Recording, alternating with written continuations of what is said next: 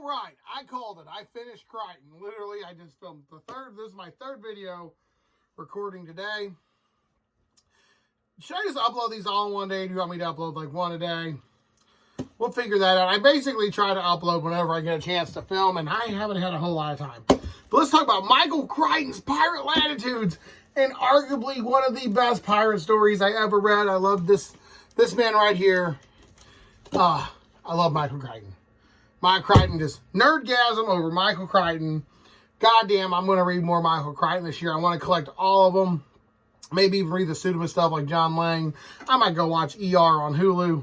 I don't know. But let's talk about this. So, the plot. Okay. Old elderly sea captain finds there's a new group of prisoners coming into old Cuba, old Havana. One of them's considered to be a witch, and she's super sexy. Then she tells about this hidden fortress on a mysterious island. Then he decides to wrangle up a fucking 7 samurai. He's got a French assassin, a Jew, that's what they call him, no offense, explosive expert. He's got an old sea dog, some pirates, a good pilot of the ship, and he wrangles up a 7 samurai pirate thing to go attack the harbor and get some treasure. So for the plot, of course, I'm giving this an A. That was an amazing premise. It had a little bit of witchcraft, some explosions, 7 samurai. You got in with it. All right. Now while we're here, let's talk about the characters. There's some awesome characters in every Michael Crichton book, but this blows it out of the water. I'm talking this up a little bit more than I should, but the characters in this are, oh, Jesus Christ, Jurassic Park fell again. Damn it. Okay, we'll read Jurassic Park. We get it. We get it. We'll read you.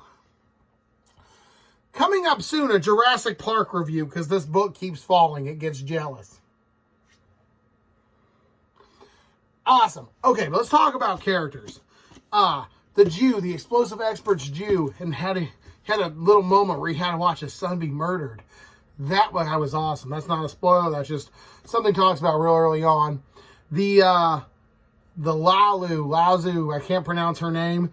She dressed up like a boy so she can be considered a pirate, but everyone on the pirate island just doesn't care, and she fights topless to distract people, but she's cutthroat and she's badass. She's like, hey, women can be just as badass as dudes, and give me a shot, and they do, and she's just fucking awesome. The French assassin's a little arrogant fucking prick, but in my head, that's how I imagine a French assassin. So characters, I'm giving this an A. Those are all good. Let's talk about pros and cons. Pros. It's Crichton. It's short. It's a fast-paced. Well, this doesn't even have like, what, 350? I'd be surprised this is about 300 pages. I'm not looking up. But 300 pages. And it goes by quick. The characters are awesome. And you're interested about what's going on. It's literally like, let's take all the best pirates on the island and go attack a harbor. And what happens? They make some new like grenade weapons and shit out of rat entrails. And that's really cool. But the con is, I think it moves by, the pacing's a little off. And they have to switch up from time to time. And I think towards the middle to like the 60 to 75% of the book, they're just trying to wrap it up. And a lot of stuff happens at a bad pace. That's a downside. But journey. Let's talk about the journey. How did I love my time with Crichton? Oh, I fucking love anything Michael Crichton has written. I don't say that just to be like, oh, I'm just going to love everything Crichton's written. No. I go into every Crichton book saying, is this going to be better than the last Crichton I read? This one wasn't.